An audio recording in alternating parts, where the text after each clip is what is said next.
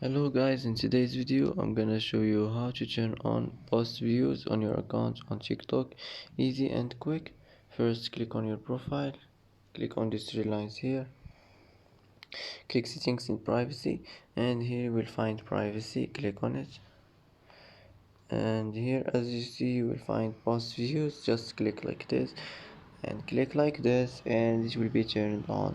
And that's how to turn on post view history. And that's it for today. And that's it for today's video.